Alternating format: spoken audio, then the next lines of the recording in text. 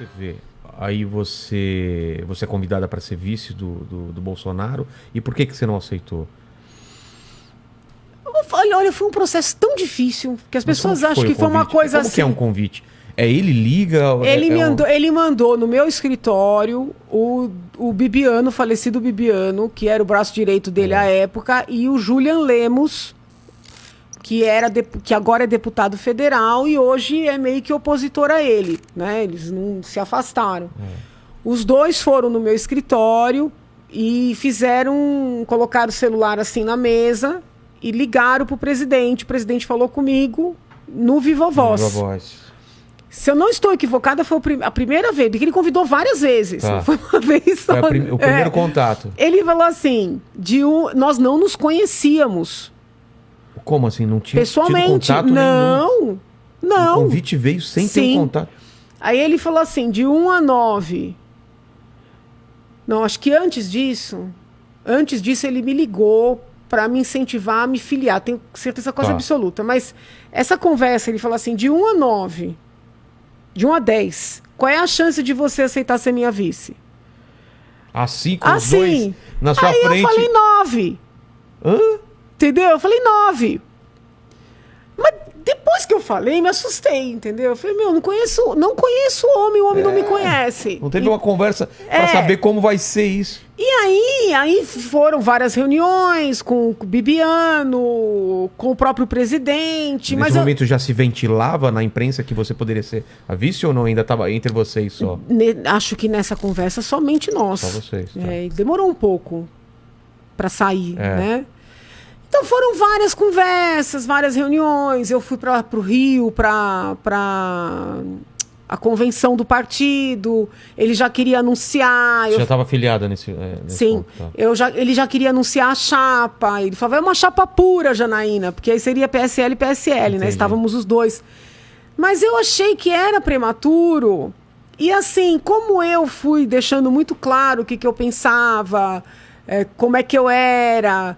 Já tinha uma divergência em relação ao que ele pensava, das coisas que você propunha? Existem, mas eu sempre falei. Não, na época? Sim. E por ele tudo bem ou não? Então, uma das divergências que era a questão da idade penal, né? Que o presidente defende abaixar a idade penal e eu não vejo eficácia nisso. Para 16? Ele queria abaixar para 16. Aí ele é muito simpático, gente. Isso aí ninguém pode... Mesmo? Ele é. E olha, diferentemente do que as pessoas pensam, ele é muito educado.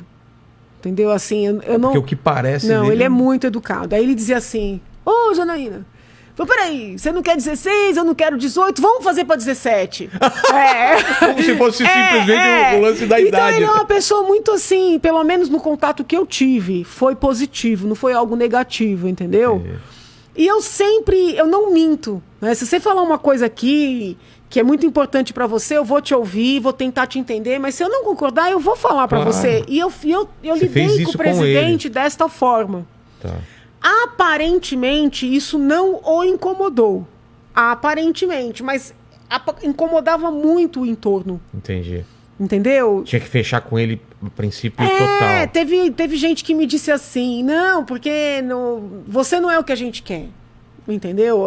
Alguns diziam que eu era muito boazinha, outros diziam que eu era de esquerda, outros diziam que eu era chata, né? Porque eu queria ficar em São Paulo, eu não queria mudar para Brasília, eu queria ser vice em São Paulo. E isso pegava E eles achavam um absurdo, porque todo mundo queria receber esse convite. De repente, quem recebeu tá fazendo exigência. Então eu acho que foi uma sucessão de fatores, entendeu? Então não é assim, que ficou muito assim, a pedante disse não. Não eu fui mostrando quem eu era e dizendo que eu não ia ser... Olha, semana passada o presidente deu uma declaração dizendo que o bom vice é aquele que fica quietinho. Ele falou isso? Falou. Não seria você. Você entendeu? Então, assim, foi ficando evidente para os dois, né? E eu fui muito honesta com ele. E eu acho que ele foi comigo também, entendeu? Então, assim, eu falei, presidente, é melhor a gente se conhecer. Porque... eu sou muito assim, eu tenho muita personalidade, não sou briguenta, não sou uma pessoa que puxa o tapete de ninguém, que arma pra ninguém, mas assim, eu tenho minhas convicções, entendeu? E eu luto por elas. Então eu acho que não ia dar certo. E você já estava vendo a movimentação. Ele falava, vou chamar o Moro, vou chamar tal pessoa. Ele falava para você sobre a Os composição. vices? Para a composição ministerial. Se chegaram a falar sobre isso? Ah, mesmo? não. Não, nem chegou a nesse ideia ponto. do Moro só veio depois da eleição. Ah, é? Sim. Ah, não sabia. O pessoal acha que é de antes, não é. Eu achei que era uma coisa já pensada. Pra você ter uma ideia, o presidente ganhou, Bibiano me ligou e chegou a falar assim, você não iria pra justiça? Ah, é? É. Aí eu falei, não, pra justiça vai você. E o Bibiano tinha um pouquinho esse desejo, sabe? Ah, é? O Moro não era nem pensado. Caramba. Mas nem passava pela cabeça de ninguém durante a campanha o Moro. Nada.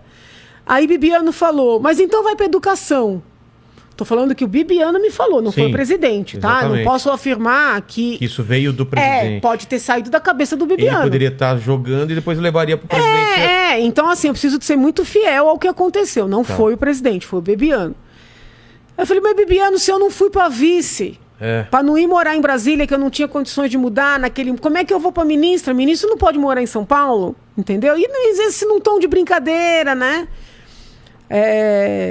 Foi isso. Então a relação se manteve boa, mesmo você não topando ser vice.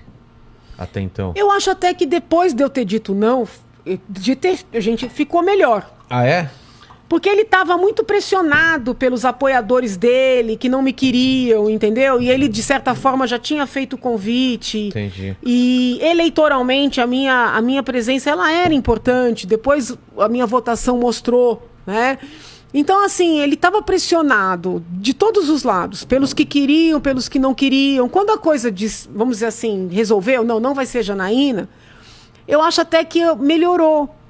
Entendeu? E a partir daí você decide se candidatar ou isso também já estava... Você tinha essa decisão e falou, putz... Não tinha decisão nenhuma. Eu decidi me candidatar no último dia do prazo. Ah, é? Eu não ia me candidatar.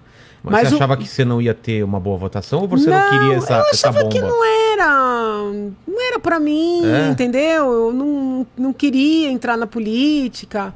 Mas aí a vida na faculdade começou a ficar muito difícil. Eu achei que eu não ia conseguir mais nem me manifestar, entendeu? Aí eu falei, bom, no plenário eu posso defender o que eu acredito, posso dar mais amplitude para o que eu penso, entendeu? Isso se tornou fato? É fato. É? É fato. Tem que ir pra lá, né? Não adianta... É um lugar que eu considero, assim, muito importante. Pra você poder... Pra quem tem ideias, né? Então, mas é uma coisa totalmente nova pra você. Como você pra viu? Quem tem ideias. Se o sujeito não tem ideia, não tem convicção nenhuma, não adianta nada.